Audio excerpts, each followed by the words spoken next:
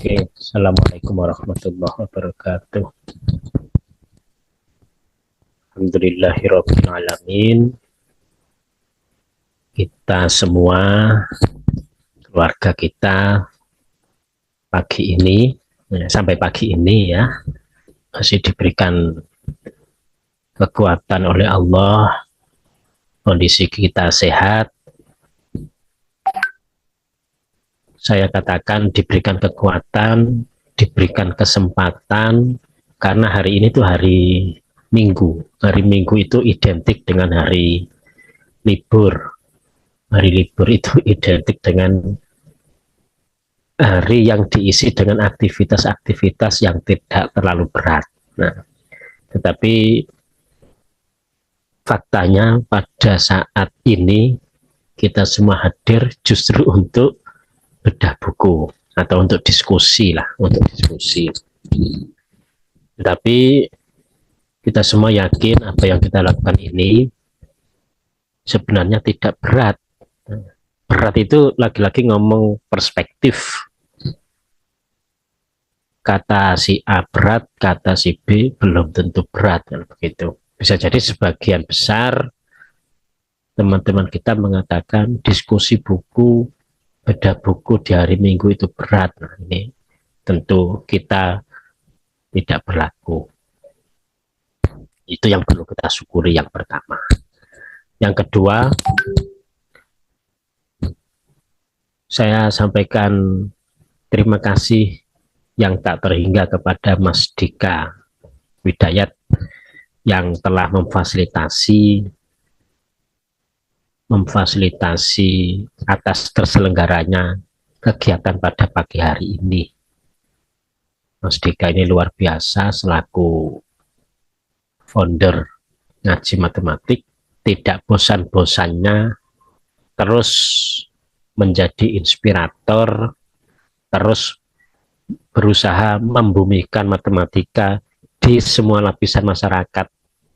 Jadi Mas Dika itu sudah memiliki apa ya namanya komitmen agar matematika itu tidak hanya berada di dalam kelas. Menurut saya begitu.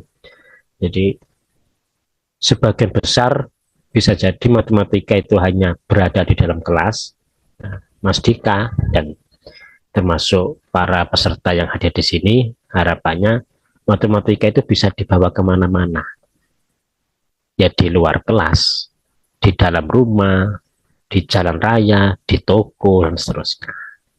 Oke, sekali lagi kami sampaikan terima kasih, Mas Dika. Kalau dilihat dari agendanya pada pagi hari ini, agendanya bedah buku atau diskusi, fokusnya adalah gaya belajar matematik, gaya belajar dalam mempelajari ilmu matematika. Buku ini memang sudah terbit pada tahun 2021 pada saat masih COVID dulu ya. Diterbitkan oleh Graha Ilmu Yogyakarta. Nah, buku ini merupakan hasil penelitian. Harapannya nanti kami yang menjadi penulis itu justru mendapatkan masukan dari para peserta. Harapannya begitu. Biar tidak stagnan ilmu itu. Jadi perlu diberikan masukan dari para pembaca.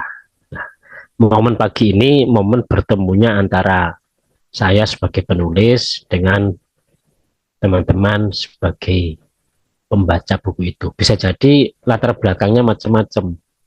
Ada yang guru, ada yang siswa, bahkan bisa jadi ada yang ibu rumah tangga atau karyawan di perusahaan. Tidak ada masalah.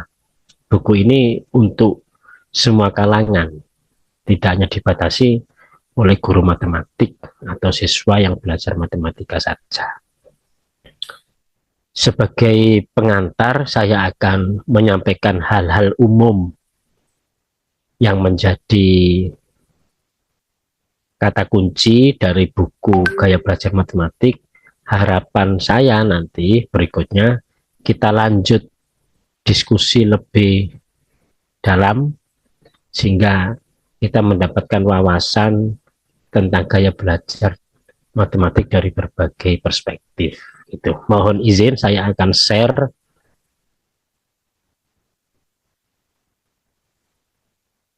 Oke. Jadi Bapak Ibu yang perlu kami tegaskan, buku ini kalau dilihat dari judulnya itu, kalau judul besarnya memang umum ya, gaya belajar matematika. Tetapi isinya sebenarnya saya fokuskan pada bagaimana gaya seorang peserta didik ketika menyelesaikan masalah matematik. Makanya di judul itu saya beri anak judul gaya belajar matematik, fokusnya pada pemecahan masalah matematika. Sehingga nanti Bapak Ibu punya gambaran seperti apa sih gaya belajarnya siswa ketika melakukan aktivitas pada pemecahan masalah matematik.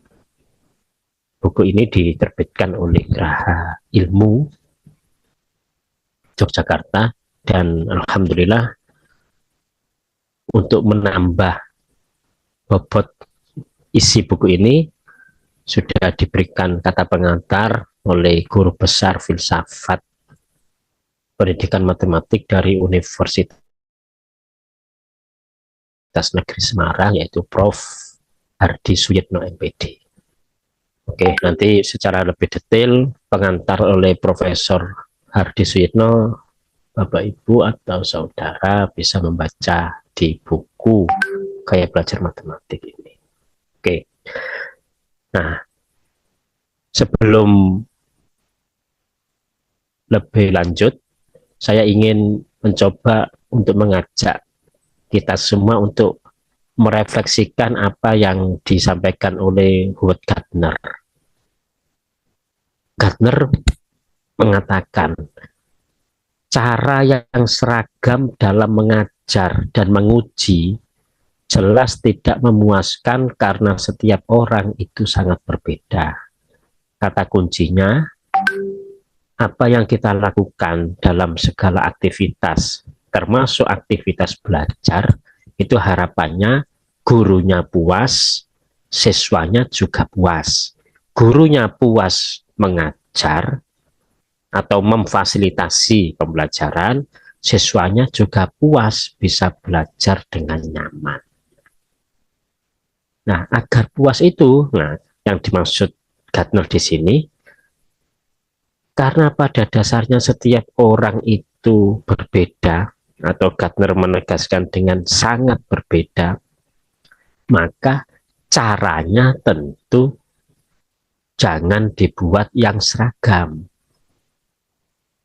Coba bisa kita lihat, orangnya berbeda, caranya seragam. Nah, nanti mesti akan ada yang tidak sinkron. Orangnya berbeda, caranya seragam. Nah, oleh karena itu, agar pembelajaran di kelas termasuk kegiatan evaluasi, ya di sini mengajar dan menguji, itu harapan dari Gardner jangan dilakukan dengan cara yang seragam. Apa yang harus kita lakukan? Yang harus kita lakukan adalah menyesuaikan dengan kondisi orang yang masing-masing berbeda itu. Jangan sampai seragam. Nah, ini menurut Gardner, pendapatnya Gardner. Bisa kita buat refleksi, apakah kita selama ini sudah menyeragamkan setiap individu peserta didik ketika kita melakukan pembelajaran, termasuk ketika melakukan pengujian, kegiatan evaluasi. Itu pendapatnya Gardner. Sangat menarik untuk kita refleksikan. Belajar apapun, tidak harus di matematik, di mata pelajaran apapun.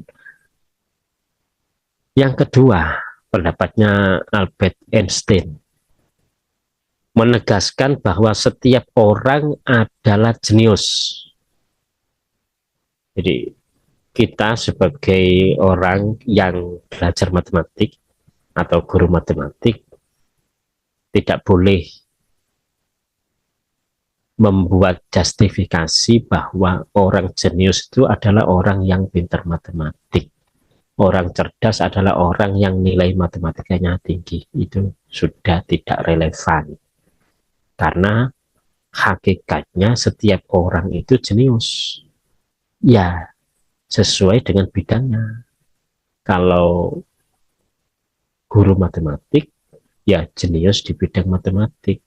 Kalau guru musik, ya jenius di bidang musik, kan begitu. Makanya benar apa yang disebutkan oleh Einstein dalam pendapatnya ini, setiap orang adalah jenius. Apa lanjutannya? Lanjutannya, tapi kalau kamu menilai seekor ikan dari kemampuannya memanjat pohon, maka selama hidupnya dia akan mempercayai bahwa dia bodoh. Menarik apa yang disampaikan oleh Einstein ini.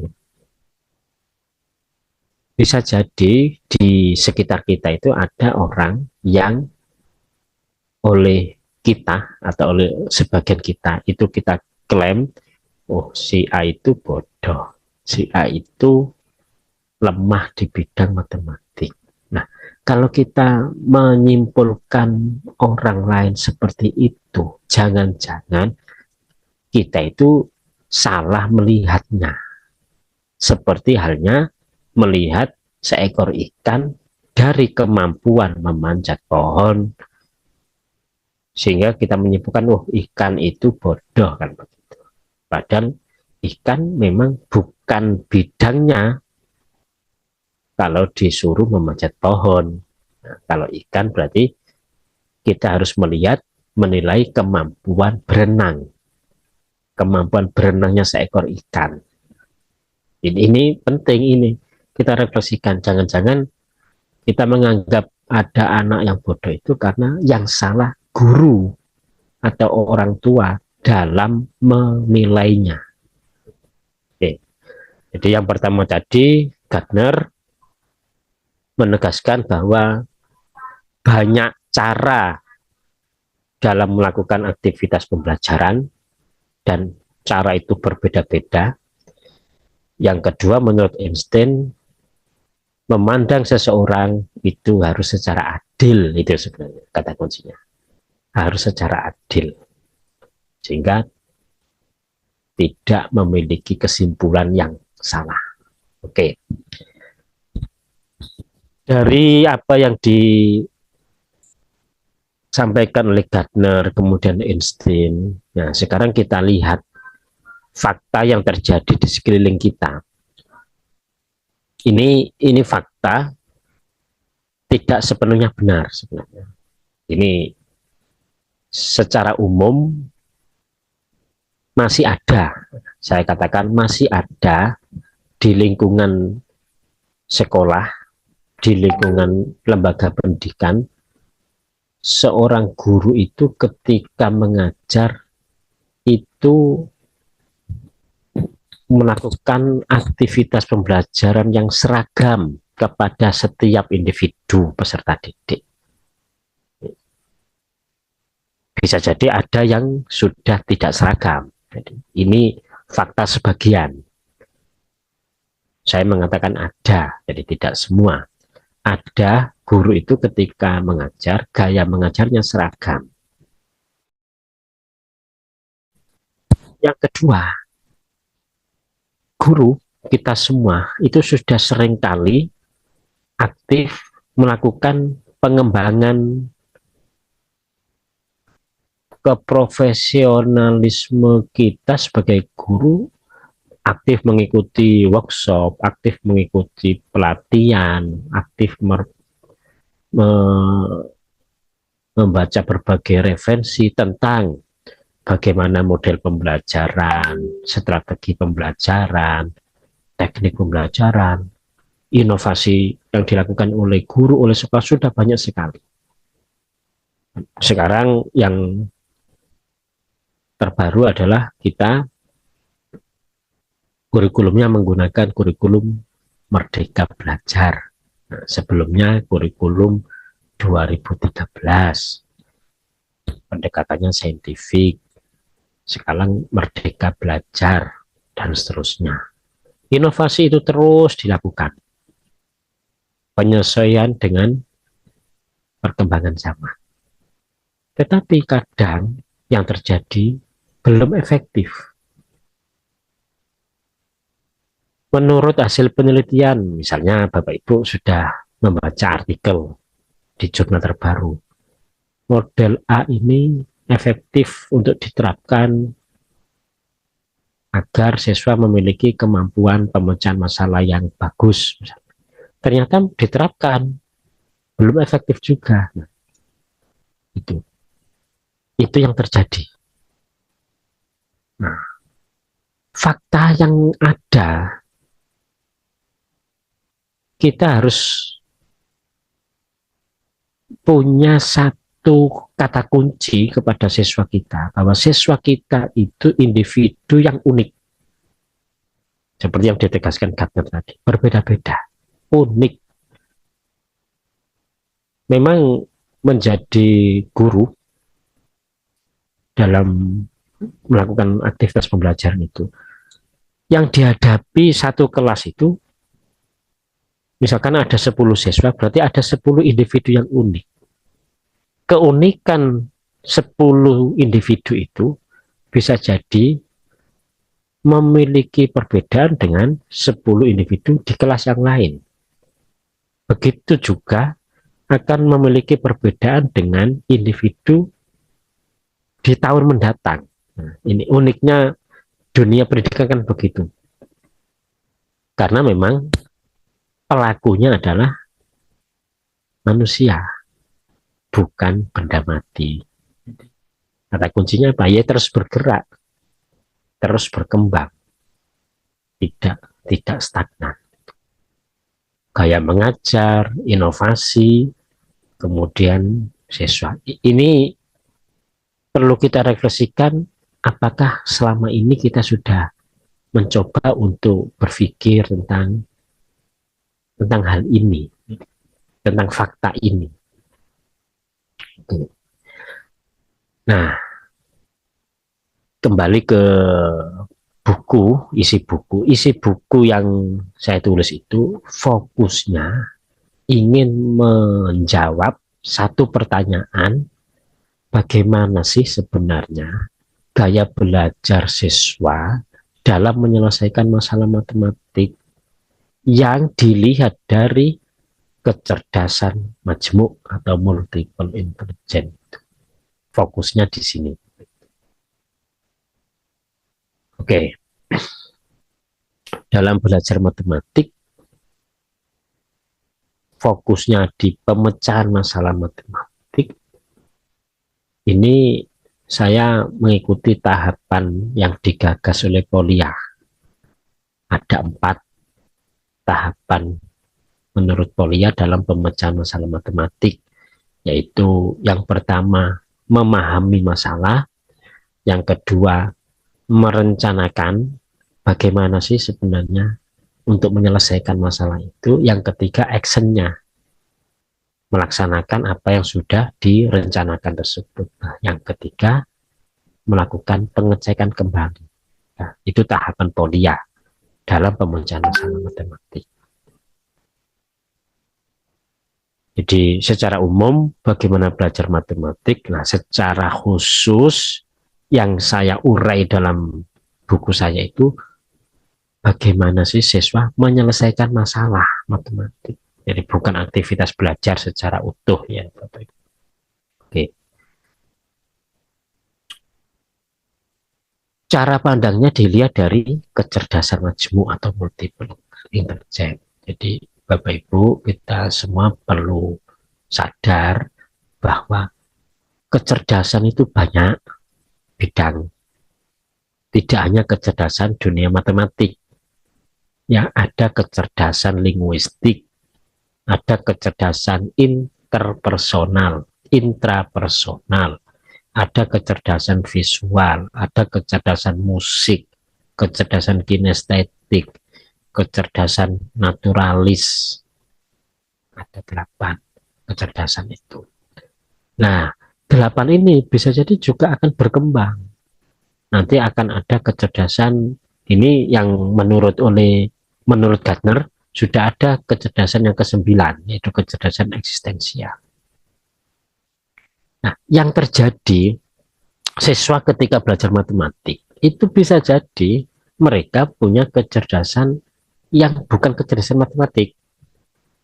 Misalnya ada siswa yang kecerdasan musik, tetapi pada saat jam pelajaran matematik kan mau tidak mau siswa itu harus belajar matematik. Itu bagaimana? Bisa jadi kalau siswa itu siswanya cerdas matematik, kemudian belajar matematik, ya tidak akan bermasalah, tidak akan banyak hambatan.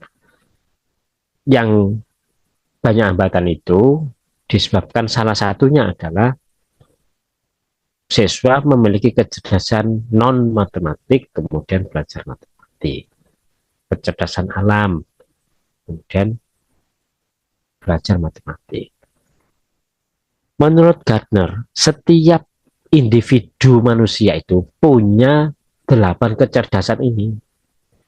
Misalnya kita yang menjadi guru matematik, kita yang jadi guru matematik itu juga punya kecerdasan di bidang bahasa, punya kecerdasan di bidang musik, punya kecerdasan di bidang visual dan seterusnya. Hanya saja kalau diurut rankingnya itu yang paling tinggi memang kecerdasan matematik. Urutan kedua misalnya kecerdasan bahasa dan seterusnya.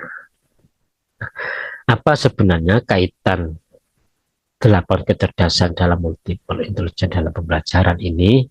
Nah, sebelum itu Bapak Ibu perlu juga tahu kaitannya dengan gaya belajar. Secara umum ada 3 ya gaya belajar itu. Visual, jadi melihat apa yang ditampilkan. Selama ini seperti Bapak Ibu yang sekarang ini kan melihat tampilan yang ada di layar laptopnya masing-masing, visual. Terus auditori, suka mendengarkan lewat audio ya, lewat misalnya kalau zaman dulu mendengarkan lewat radio itu. Yang ketiga, gaya belajar kinestetik. Kinestetik ini secara umum cocoknya ya mata pelajaran olahraga yang mau tidak mau harus melakukan gerakan fisik atau olah fisik. Jadi kecerdasan majmuk ada 8, gaya belajar ada 3, visual, auditori, kinestetik. Nah, dari 2 teori itu kita perlu sebentar. Oke. Kita perlu memahami dari 2 teori itu. Yang pertama, setiap individu memiliki 8 kecerdasan dengan derajat masing-masing ya, dengan dominasi masing-masing. Sebagai guru, kita harus menghargai keunikan setiap individu. Ada yang dominan kecerdasan matematik, ada yang kecerdasan musik, ya harus kita hargai. Guru tugasnya harus bisa menghargai keunikan itu.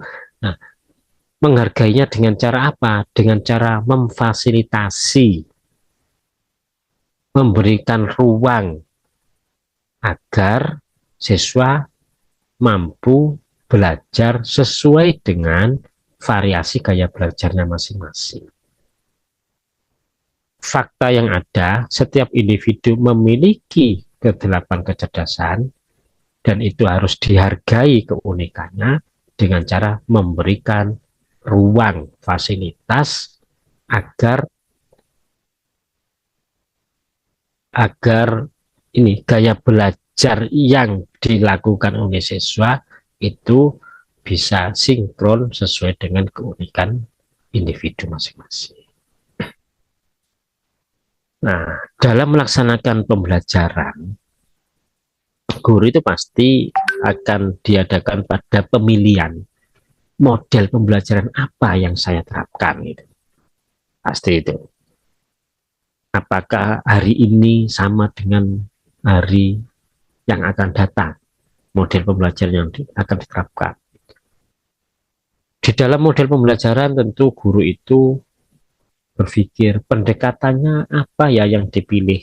Nah, kalau ini secara umum semuanya sesuai dengan zaman sekarang, ya tentu berpusat pada siswa, tidak lagi berpusat pada guru. Setelah memutuskan pendekatan pembelajaran yang dipilih, guru harus memilih strategi apa, berikutnya metodenya seperti apa, kemudian teknik pembelajarannya bagaimana. Tekniknya, karena tadi kecerdasan majemuk itu sifatnya unik dan individu, maka guru harus memiliki banyak referensi bagaimana seharusnya teknik yang digunakan. Nah, dari model pendekatan, strategi, metode, teknik, biasanya kan ini yang dipelajari oleh Bapak Ibu atau oleh mahasiswa atau yang dialami oleh siswa. Berpusat pada siswa, kemudian discovery learning, group atau individual learning, metode yang ceramah atau demonstrasi, tekniknya bisa teknik yang menyesuaikan dengan spesifikasi individu masing-masing. Nah, idealnya semua ini yang dibungkus dalam model pembelajaran itu didesain dengan pendekatan kecerdasan majemuk sehingga nanti bisa berimplikasi pada gaya belajar masing-masing individu siswa.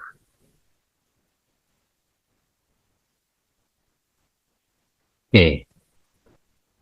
Nah, dalam satu kelas itu ada siswa, ada guru. Secara umum itu ada dua belah pihak. Siswa dalam melakukan pendalaman materi, aktivitas di dalam kelas, maka aktivitas siswa itu disebut gaya belajar. Siswa yang sedang belajar, ya, gaya belajar. Secara umum ada tiga tadi, visual, auditory, kinestetik. Apakah ada siswa yang gaya belajarnya visual? Apakah ada gaya belajar auditori? Nah, setelah ini akan saya sampaikan. Pihak yang kedua, guru. Guru, maka aktivitasnya saya sebut sebagai aktivitas gaya mengajar. Kalau siswa gaya belajar, kalau guru gaya mengajar. Ayo kita refleksikan. Kalau kita sebagai guru memilih model pembelajaran A, pendekatannya, strateginya. Nah, apakah model pendekatan strategi yang digunakan oleh guru itu semua siswa menyambut baik? Itu perlu kita renungkan. Jangan-jangan ada siswa yang tidak setuju dengan gaya mengajar yang dipilih oleh guru itu. Idealnya, dalam paradigma quantum learning, gaya belajar itu sama dengan gaya mengajar. Gaya mengajar sama dengan gaya belajar. Kalau sama, pasti ketemu, gitu loh maksudnya.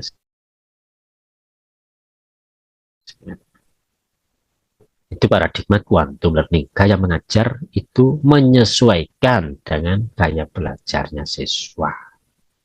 Sehingga kalau sama, pasti hasilnya akan maksimal. Nah, gaya belajar itu sebenarnya dipengaruhi oleh kecenderungan kecerdasan yang ada 8 tadi, musik, linguistik, visual, spasial, kinestetik, naturalis, intrapersonal, interpersonal, itu mempengaruhi gaya belajar yang dimiliki oleh siswa.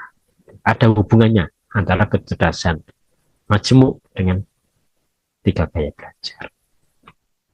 Nah, bisa jadi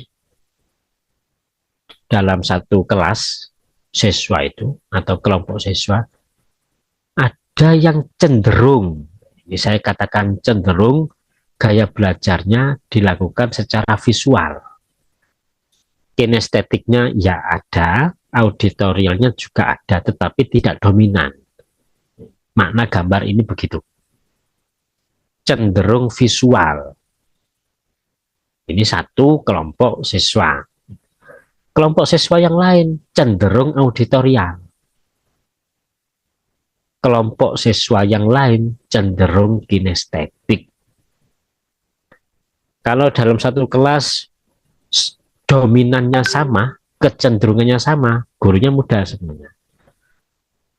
Kalau kinestetik ini satu kelas ini, gurunya bisa mengajak siswa itu keluar kelas, praktek di luar, sehingga nanti ada gerakan fisik.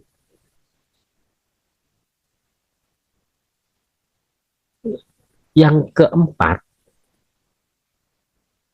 siswa itu melakukan aktivitas pembelajaran itu dengan mengoptimalkan 3 gaya belajar itu secara bersama-sama diaktifkan. Jadi kombinasi ketiga-tiganya. Ya visual, ya auditorial, ya kinestetik. Kombinasi dari ketiganya. Ini yang sering kali terjadi ya, kombinasi ini sebenarnya. Karena tidak mungkin satu itu difasilitasi, kelompok yang lain tidak difasilitasi. Biasanya guru yang memfasilitasi tiga-tiganya. Ya visual, auditori, kinestetik. Karena memang secara umum sebagian besar sekolah kita masih menggunakan siswa yang heterogen, dilihat dari gaya belajarnya. Nah, ketika belajar dalam fokus menyelesaikan masalah, ada 3 ya aktivitas itu. Ada input, ada proses, ada output. Inputnya ya siswa yang macam-macam tadi itu, yang unik tadi itu, yang berbeda-beda, itu sebagai input. Nah, siswa ketika diberikan masalah matematik, nanti harapannya, outputnya, ya hasil pekerjaan siswanya tuntas, bisa menyelesaikan masalah. Ada input, ada output. Coba diperhatikan, di bagian proses. Di bagian proses itu adalah bagaimana aktivitas siswa dalam menyelesaikan masalah. Aktivitas atau gaya belajarnya tadi itu. Nah, ini ada kata kunci the best process. Kalau input tidak ada the bestnya. Kalau output tidak ada the bestnya. Yang menjadi titik tekan adalah the process. Aktivitas terbaik siswa dalam menyelesaikan masalah matematik. Harapannya ketika prosesnya sudah dilakukan dengan cara yang terbaik, ya pasti hasilnya akan mengikuti. Makanya yang jadi titik tekan adalah di the best process. The best prosesnya bagaimana? Ya, guru tadi itu di quantum learning tadi, paradigma quantum learning tadi itu, gaya mengajar guru sama dengan gaya belajar siswa. Apa sih kesimpulannya sebenarnya? Banyak cara yang bisa dilakukan untuk dapat menyelesaikan masalah matematik. Atau banyak cara untuk belajar matematik. Berarti kita semua harus mampu mengelola perbedaan individu sesuai dengan kecenderungan, kecerdasan dan gaya belajar yang dimiliki siswa. Tuh. Nah, sekarang saya ingin mengajak refleksi lagi di pendapatnya Pak Munif Khatib. Sekolah itu harus menjadi institusi pembelajaran yang membuat anak kita, membuat siswa kita bahagia, bukan seperti penjara. Maksudnya apa? Sederhananya, kita tidak boleh memaksa siswa belajar itu sesuai dengan gaya guru. Nah, siswa harus diberikan ruang belajar sesuai dengan gayanya masing-masing, biar anak itu merasa nyaman, merasa bahagia. Maksudnya itu, maksudnya menurut Pak Munif Khatib. Oke. Nah, terakhir ini ada gambar tugas menulis ya. Nah, saya ingin mengajak kepada peserta semua, mari kita merenung pengalaman kita mengajar, pengalaman belajar. Ya dulu atau sekarang silakan saja. Pengalaman mengajar atau belajar matematik menurut kita masing-masing, bukan menurut teori A, bukan menurut pengalaman diri sendiri, pengalaman kita masing-masing. Nah, dari pengalaman itu mari kita berbagi, kita share, biar orang lain dapat mengambil inspirasi dari apa yang sudah kita lakukan. Nah, saya nanti ingin kita semua bisa mewujudkan itu dalam satu artikel populer, bukan artikel ilmiah, artikel populer, artikel pendek yang populer. Nah, itu saya sampaikan. Secara umum artikel ya isinya ini, ada judulnya, headline-nya, ada lead-nya atau teras artikel yang menjadi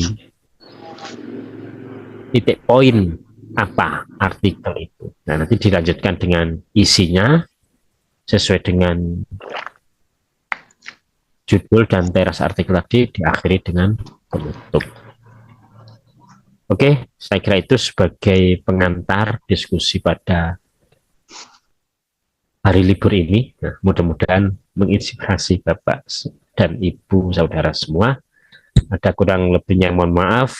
Sekali lagi kami sampaikan terima kasih Mas Dika dan semua peserta. Assalamualaikum warahmatullahi wabarakatuh.